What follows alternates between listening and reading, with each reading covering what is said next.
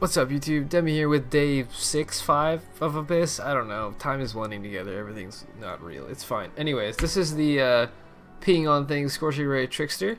Might never matter. We're at 5.1k life, 2.2k unreserved mana.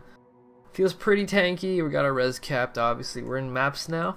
I started mapping around level 70 after getting carried through Merc and Uber Lab. With all of my Ascendancy stuff, you go for Patient Reaper first, then Swift Killer, then Weave the Arcane, then we walk the Aether.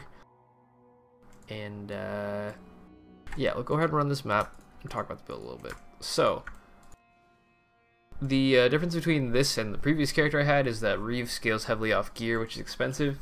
This character scales off gem levels.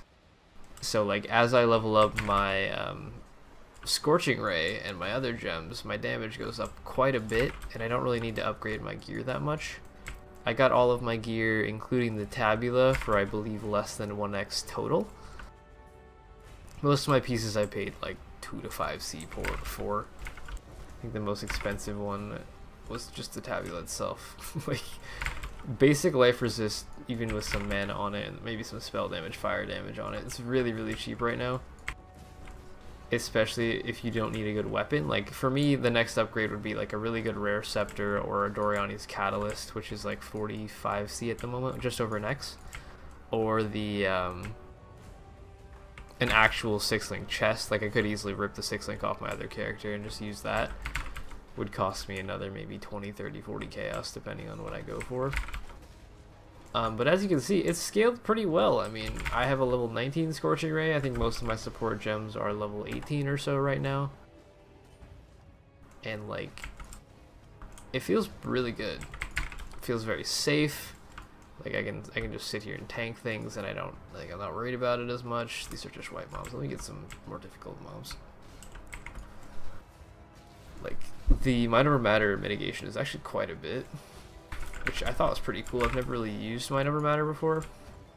And so my layers of defense, I have Fortify, I have 3 Endurances usually, I have Basalt, I have some fair amount of dodge. I'm blinding enemies so that they miss, as well as Mind Over Matter, and a fairly decent life pool. I mean, I'm still going to get another, I believe, 40% life on the tree, so I should go up to 6k life with my current gear.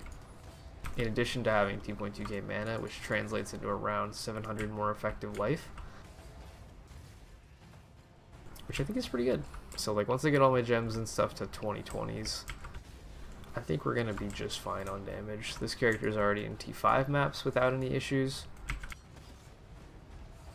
and I don't know, I think it's gonna scale really well with some more gear upgrades, currency, whatnot. I was farming MacLeod with it earlier. It's so nice to have regen in MacLeod. Like I don't have to worry about traps. I don't have Vol Pact on this character like the Reeve character did, so it's pretty good.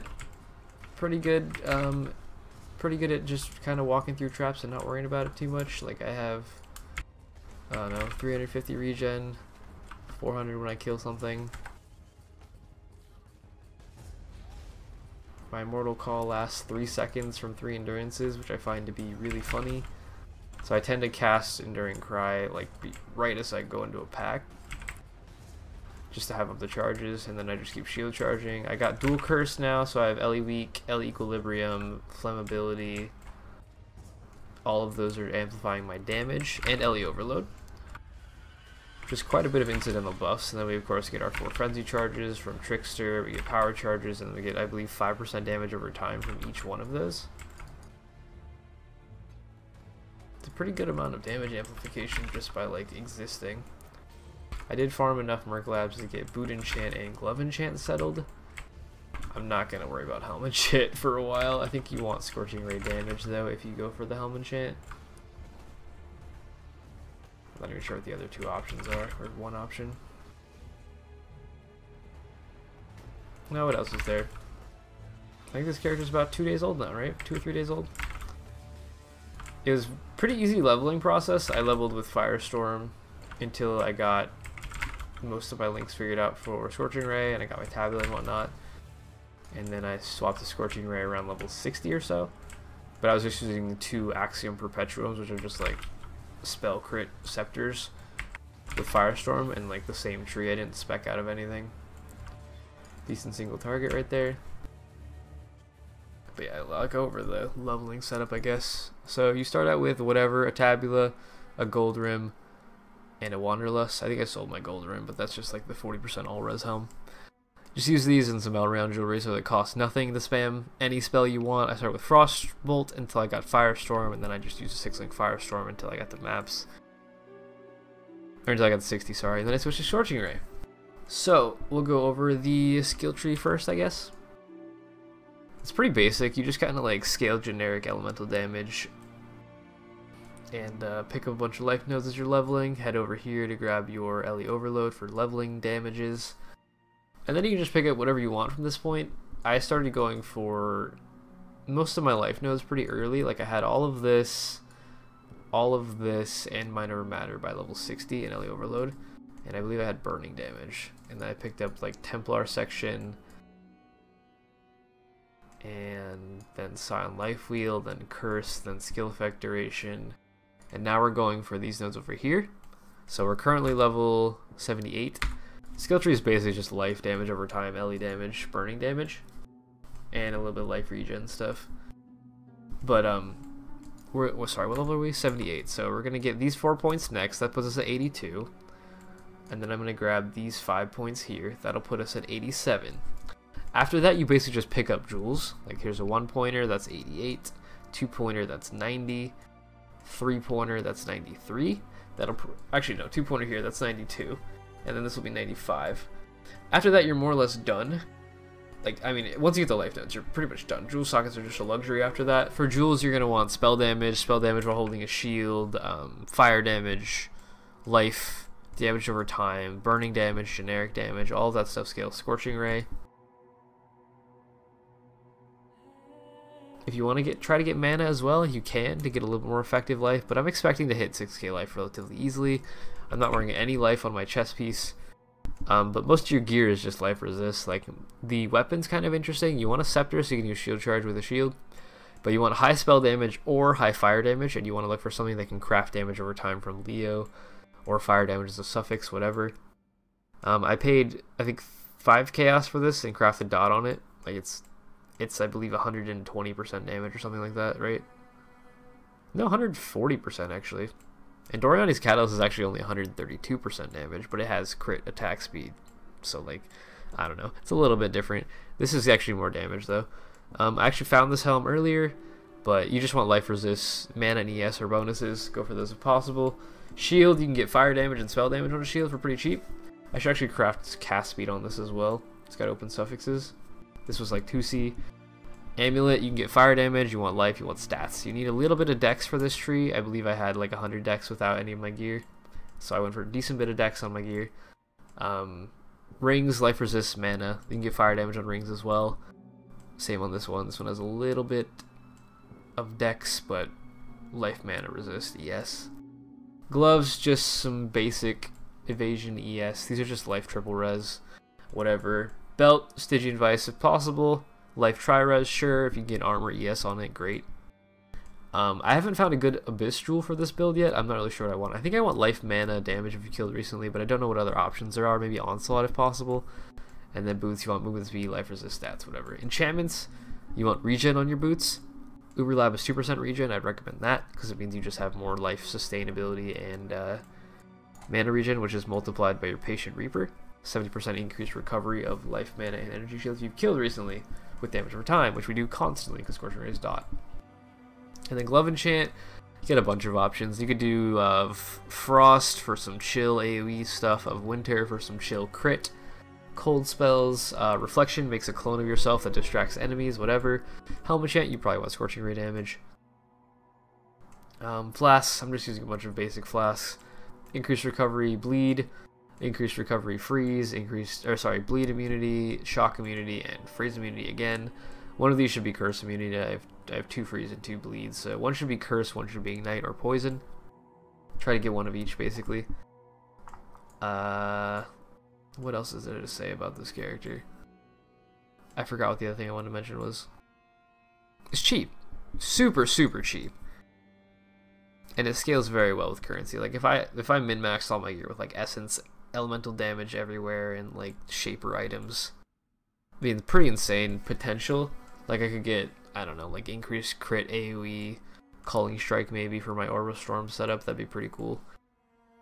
But gem links, I have Enduring Cry by itself, cast one damage taken, Ice Spear.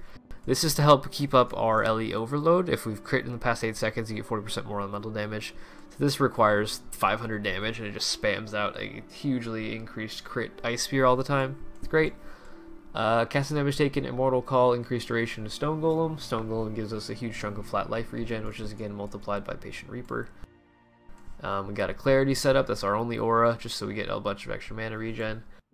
And then I have a Flame Dash for getting up and down ledges, and a Portal Gem. This is luxury, you don't need this, but there's a div card for Portal Gems now, so I have one. Random other link, Orbital Storms, Curse on Hit, Flammability, Elemental Weakness. This has a lot of different options, or a lot of different effects, right? Orbital Storms hits a lot, so it crits a lot, gives us our LE Overload. It also is a lightning damage skill, so we get LE Equilibrium, which gives them hitting with lightning, positive lightning res, negative fire, and cold res. Negative fire res means more Scorching Ray damage. Elemental Weakness, negative fire res, more damage. Flammability, negative fire res, more damage. And then our movement skill, which is free because of Walk the Aether. We get attack and cast if you use a movement skill recently, awesome. But it allows us to use a 4-link without having to worry about mana at all. Even though we have to, I mean, we wouldn't have to worry about it anyway. But Shield Charge, Fortify, faster attacks. Then I also have a link to Culling Strike. This is really nice in lab or in boss fights in general. You can just call the enemy and get rid of it real fast when it's 10% or less. I believe quality on Culling Strike gives attack and cast speed as well, so it'll make it even faster. And then our main 6-link, we have Scorching Ray, Swift Affliction, LE Focus, Control Destruction, Burning Damage, and Asphyxie. All of these are more multipliers. So this is a more, and a more, and a more, and also a more, and then a more. With some damage over time, or skill effect duration scaling, which is pretty cool. It was funny, I actually forgot that this skill gem existed for a long time while leveling until level 75. And then I remembered, or I didn't remember, it dropped with quality like this, and I was like, holy shit, that's a skill gem, and it works perfectly for us. So I took out Arcane Surge and put that in, and our damage went up exponentially. But yeah, our overall burn damage is 14.8 thousand a second, and that's per stack. You can have up to 8 of those, and then that's without LE Overload, without LE Equilibrium, without double curse. Like it goes up pretty high. That's only level 19 without quality on any of my stuff. So I'm expecting this to go probably up to 25-30k. And then with all the other negative things, like it should scale pretty high.